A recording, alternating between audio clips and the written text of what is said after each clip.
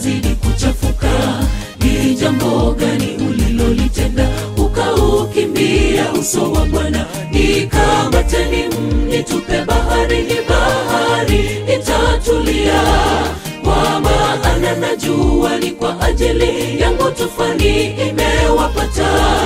Upepo ukawa mkali, merikebu karibu kuvunjika.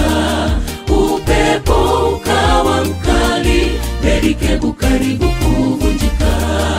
Tukutendeni nini ili bahari itulie? Bahari inazidi kuchafuka. Ni jambo gani ulilolitenda ukaukimbia uso wa Bwana? Nikamateni mnitupe baharini, bahari itatulia. Kwa maana najua ni kwa ajili yangu tufani imewapata. Upepo ukawa mkali, merikebu karibu kuvunjika. Upepo ukawa mkali, merikebu karibu kuvunjika.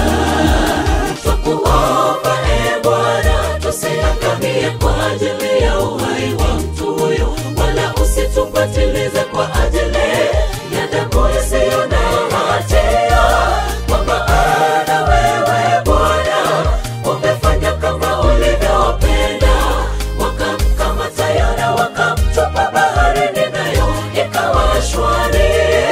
Twakuomba Bwana, tusiangamie kwa ajili ya uhai wa mtu huyo, wala usitupatilize kwa ajili ya damu isiyo na hatia.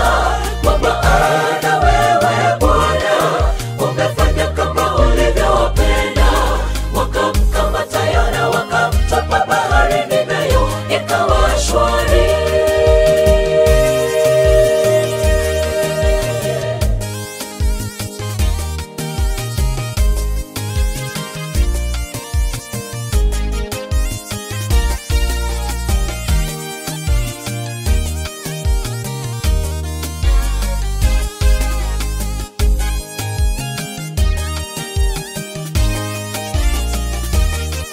Tunapaswa kuwa tayari kukubali tunapokosea, na tena kuwa wakweli.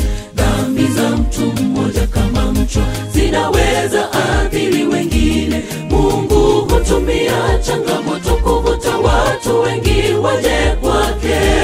Tutafute mapenzi ya Mungu na kujifunza kutokana nayo.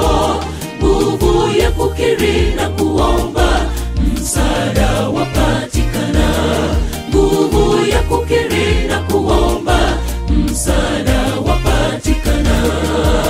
Tunapaswa kuwa tayari kukubali tunapokosea, na tena kuwa wakweli. Dhambi za mtu mmoja kama mchwa zinaweza athiri wengine. Mungu hutumia changamoto kuvuta watu wengi waje kwake. Tutafute mapenzi ya Mungu na kujifunza kutokana nayo. Nguvu ya kukiri na kuomba,